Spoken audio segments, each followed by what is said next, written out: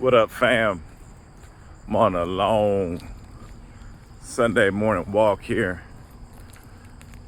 One of the thoughts I was going through on this walk, as I walked through like 50 million spider webs here, is this whole idea about like identity, right?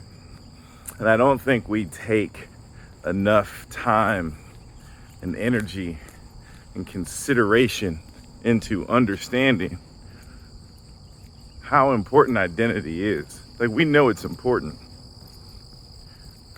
but we fight wars over identity, like real, actual, physical wars. We have political wars over identity. So much of what we do, so many of the arguments and debates we have is because of the perception of our identity versus someone else's perception of our identity or their own, right? So I talk about race and neurodiversity a lot on here and just life in general, right?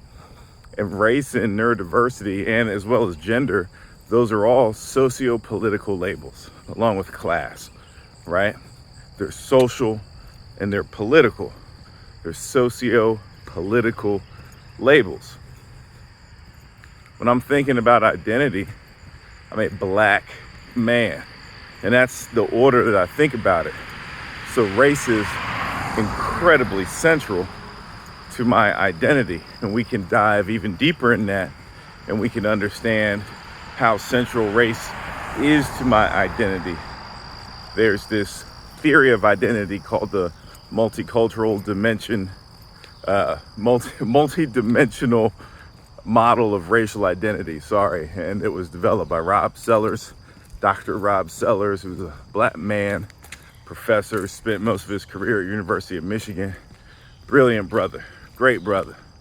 One of his PhD students from the 90s is one of my homeboys who's helped me along my path, and I've gotten to learn that model of identity status and how it considers this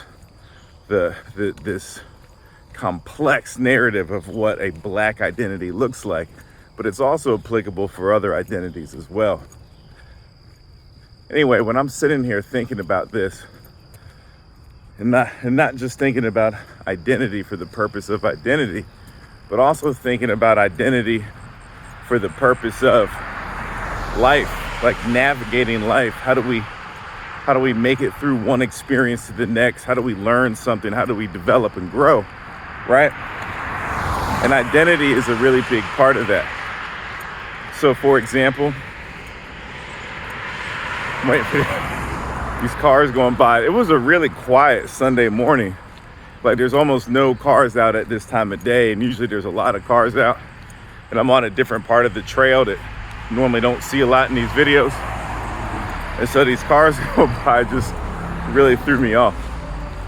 So, all right, forgot what I was saying. All that threw me off. But when we talk about like identity and how it affects mental health, let's think about entertainers, right?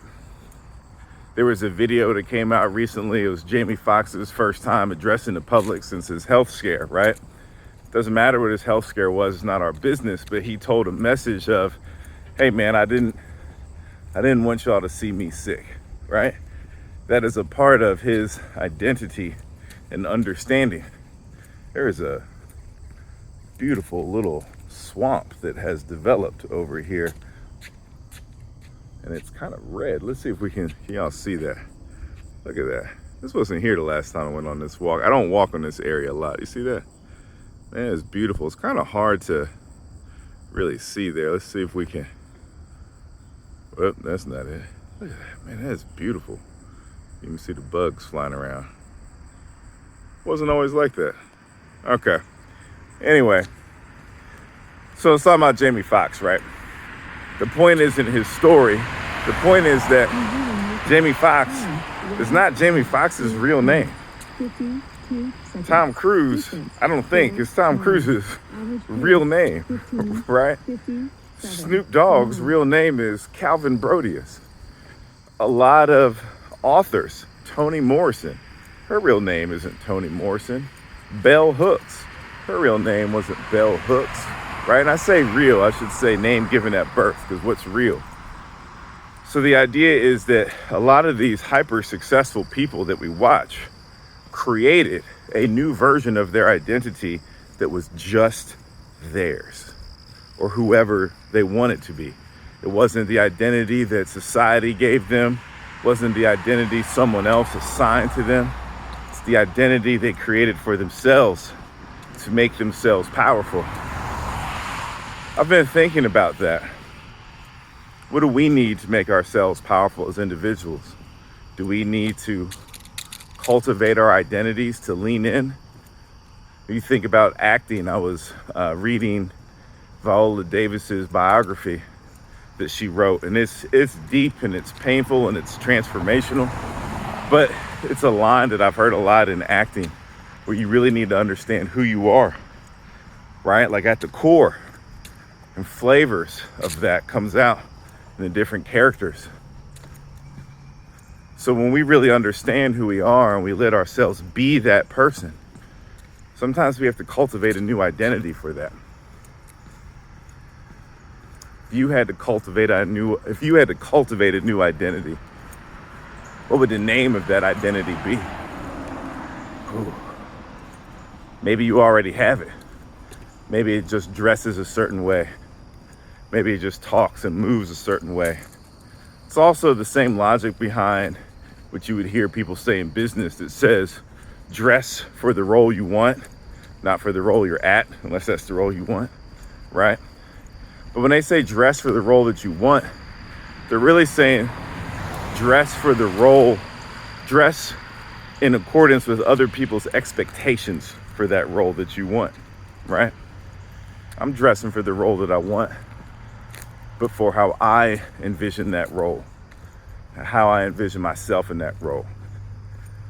Forge your own path along with community and keep walking.